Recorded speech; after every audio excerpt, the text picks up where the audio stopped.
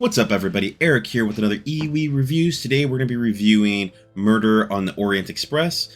This is a spoiler-free review. Before we get into that, please like and subscribe to the channel and let me know what you want me to review next. Now, this is an older film, but because I just watched A Haunting in Venice and I hadn't watched the first two films, I decided before I do that Haunting in Venice review, I wanted to watch the first two movies so I can compare all three movies. I will not be telling you in this review which of the three movies I preferred out of the three. You're going to have to watch the Haunting in Venice review once that's out, and I'll tell you right there which one was my favorite.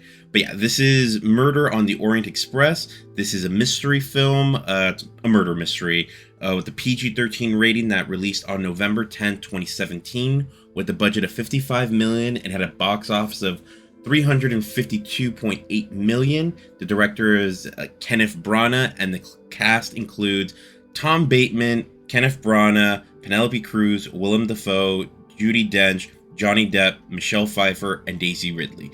That's an all-star cast right there, just letting you know, guys. It was just like, when I saw the cast, I was just like, whoa. It's not the same way for the third movie. That one they went back on the cast differently. But for the first film, yeah, they went with the star-studded cast. It was crazy. It has a runtime of 114 minutes, and I watched this streaming at home.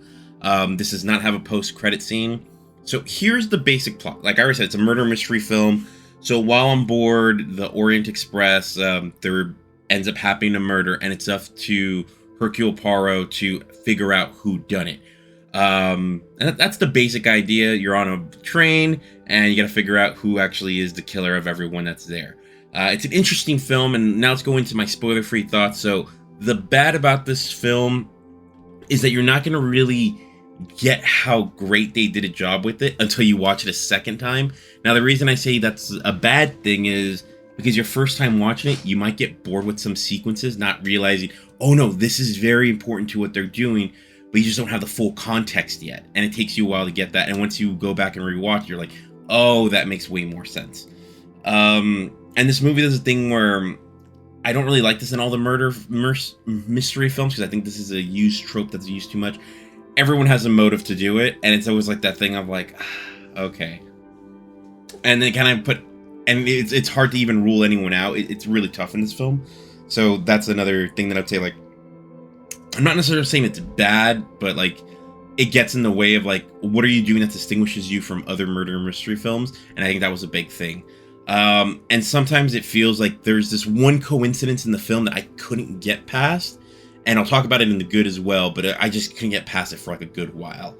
And something that's only a thing that I noticed in the first film is Poirot's character is, I'm not sure if I use the word comedic, but it's like, he's meant to be funny at times, like kind of like a Pink Panther type thing. And I was like, that kind of got in the way of things. I actually like that they pulled back from it in the other two films. He wasn't as... They made him more like, he was still weird, but they didn't make him comedic. If that makes sense. It's just like, oh, he's just a weird guy. Like, he can be an asshole and shit like that. That's basically how it goes with the other ones. And here, he's kind of just like, something that feels like comedic relief, and I didn't really enjoy that. It just seems off for me. Alright, so let's move on to my good. This is one of the most unique murder mystery films I have ever seen, especially when it comes to the ending. I don't think I've ever seen anything like this, but I really thought this was really well made. Like that actually, like I was on the verge of like giving this a lower score, but that ending actually got me in, and I was like, you know what, this is pretty cool. And something I love about murder mystery film, this movie does it well, is it makes you think. Like, I love movies where I go in there and think, oh, what are they planning to do? Where is this going? I couldn't predict a lot of things. I will admit, I did not figure out who the killer was. This is the first film where I was just like, you got me. Okay. We'll talk about the other movies, and the other ones I had a better understanding of who it was, but here, nope, had no idea. And they do a good thing of like, I'm not sure I call it good, but they don't put you in a situation where like you can automatically rule anybody out. Like, anyone could have been the killer, and you're just like, there's no way to eliminate anyone. This is a tough one. But like I said, once it's all revealed, that coincidence that I thought was just coincidence, turns out it's not. And I just loved how it all goes down at the end. It's a really good ending.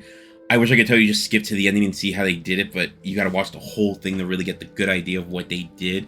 and I think most people are really going to enjoy what they did. Like I said, the only problem is that you're going to watch it twice, but the cast and characters, they all work really well together. You get to a point where you think everyone has motive to kill this person. I would say the closest movie I would compare this one to in terms of like motive and things that happen is Glass Onion, where it's like it could have been anyone and all of them had a chance to do it. So I would compare it to that movie. Let's see. So let's actually now move on to my score. I wish I could give this one more of a higher score, but I did have moments in here where I did feel like you added stuff in there that I didn't really need. And it was slightly too long, but not like overly long. But it was just like there was just so much in there. So I actually went with a 7 out of 10 because I was bored in some parts. But then once you put it all together, it's just like, damn, if you guys just would have like made those a little bit more fun to start, I think I would have enjoyed this a lot more. But yeah, 7 out of 10, good. Nothing wrong with that, guys. I definitely recommend people watch this. And like I said, I'm going to be doing all of them. So the next review that's going to come out for movie-wise is going to be Death on the Nile. I'm going to be recording that one right after this. Not sure if I'm putting them out on the same day, but be ready for that and A Haunting in Venice. The plan is to have all 3 of those out by the end of the week. Alright guys, thank you for watching, and please let me know what you guys want me to review next. Please like the channel, and please subscribe to the channel, and hit that like button. Thanks guys, talk to you soon.